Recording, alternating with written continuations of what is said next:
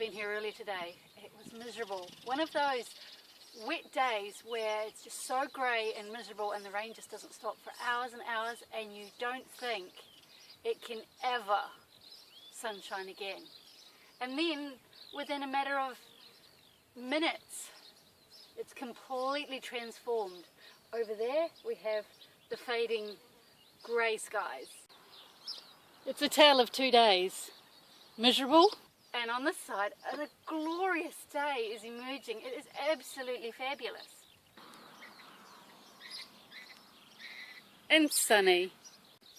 And so in the garden I have fallen into a little rhythm of weeding and watering. And it's really important to stay on top of your weeds while they are little. And because otherwise it's just going to be too much of a nightmare. So, and they can be quite stubborn to get out of the ground. So keep on top of them. I mean, the difference, for example, between the taproot on this dug compared to its little cousin here, his little cousin here, I know which one I'd rather be pulling out. So just little and often, every day, every time you're in the garden, just pull some weeds and just stay on top of it that way. It's quite therapeutic and really relaxing. So little and often, and get to know your weeds as well. With one of my nemesis, the old dock, he has a taproot, I've just broken him off, that goes forever. And if you leave a little bit in there, like I just did, he will be back. But I know this about him, so when I pull him out, I make sure that I try and get them all. Others, this one here, I think this is a nightshade of some kind, it just comes out easily. There's no worries, you just pull him out and he's done. He won't come back again. It's his seeds that cause the problem, so don't let them flower. And if you've got weeds with seed heads on them, don't put them in your compost, because there's no guarantee that your homemade compost pile will be hot enough to actually destroy the seeds, and you just don't want to reintroduce them again. So keep on top of them, know your enemy, find their Achilles heel, and because there's always one way to get rid of a stubborn weed. You've just got to find it. And lastly, don't put seed heads on your compost heap. Don't let them get to seed heads. Don't let them flower. So here I am in my pepper bed pulling out my weeds. But we've had a beautiful, beautiful week. It's been amazing. Apart from this morning's and not only. But the rain's been good, because there's nothing like rain to water a garden better than a hose can. Having said that, I've been working on my irrigation, because when you have a garden as big as mine, it takes a long time to stand there with a hose and water them all. So I am setting up in each bed what they need. So things like the tomatoes and the potatoes, they have soaker hoses because they prefer to be watered from below. And then others that don't mind it, like the corn and the strawberries, I've got sprinklers set up so it waters efficiently from above. It doesn't matter so much. Oh, there's a worm. Hello. I find when weeding, worms are very curious. They come up. So I'm going to work my way across the garden so each bed has an irrigation system that suits its needs. So come and see what I've done already. I'm really excited. Okay, so check this out. I'm about to plug it in. Although it's advisable not to run over your hose with the lawnmower, because it makes turning the tap on hard. Right, let's plug this in.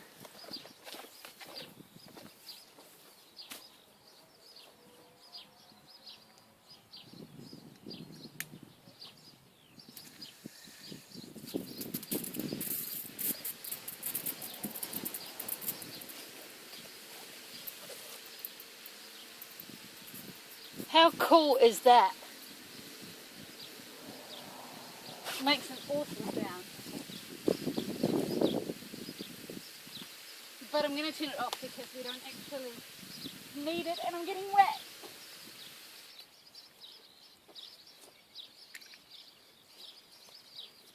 Okay. So if we have a quick look at what I did, I got one of these little doofery jobbies. And then attached it to some irrigation hose, which is held at the right height on these wooden stakes that I've actually nailed old milk bottle to. So it works out really, really well. It holds it all up, all down the length of the bed, and irrigates the whole thing. It's really cool. I'm so pleased.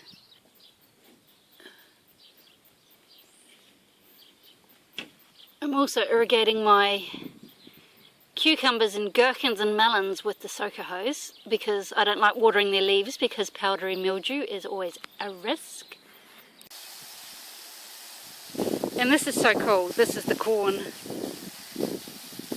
It's going to make sure that the whole bed gets watered. It's really cool. I love the sound it makes as well. I don't really want to show you my onions anymore. Pride comes before a fall. While the bulbs are still looking pretty good. We've been struck down with mildew. Bugger. Never mind, the bulbs are still a good size. The downside is it could have happened while the bulbs were little. We've got zucchini. Seriously, it wasn't this big yesterday. Look what the rain can do. That brassica bed has just gone insane. They are huge. Look at the size of these leaves. Blimmin' neck. We're going to have gorgeous brassicas coming through. And they'll be so sweet and tender. It's amazing. Oh, no, you go away. We are not having white cabbage butterfly in my garden. Thank you. We ate some of the fennel. It was so good. We had it roasted. Oh, and we have fish. Lemon infused rice, and it was amazing. It was such a lovely dish. Speaking of huge growth, look at these. I'm tempted almost not to eat them so I can see how big they'll actually get. Nah, we'll eat them. I've popped in a row of celeriac. I've never really had it before, but we shall give it a whirl. Now, I'm beginning to think I may need another herb bed for the annuals, like the basil and the coriander and things, because it's just gone insane. I've got oregano, chives. I've started deheading the chives because they become like a weed. Lemon balm. I mean, look at that. And to be honest, I only use it for the occasional cup of tea or something. I don't use it a lot. Not that much worth. The dill is just a monster. Absolute monster. The sage can barely get a look in. Bumblebee, that's good to see.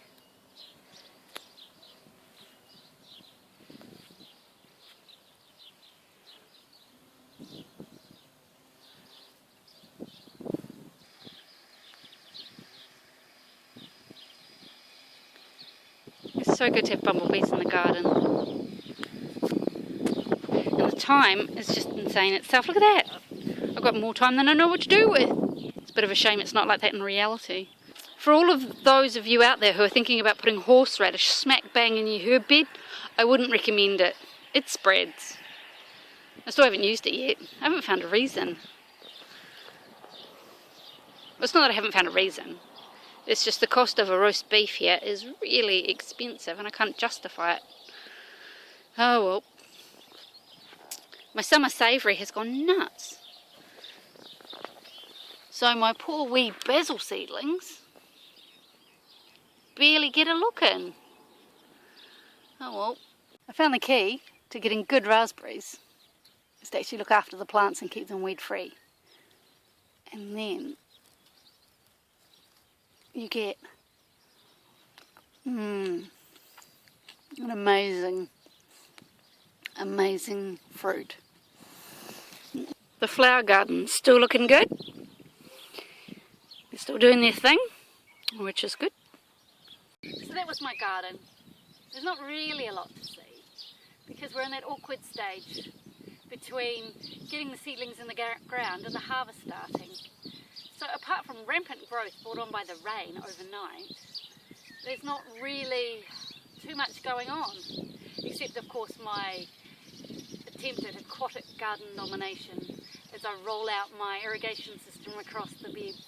But I've run out of dooferys, so so I will need to go to the garden retailer and go and get some bits and bobs to make more fantastic irrigation plans.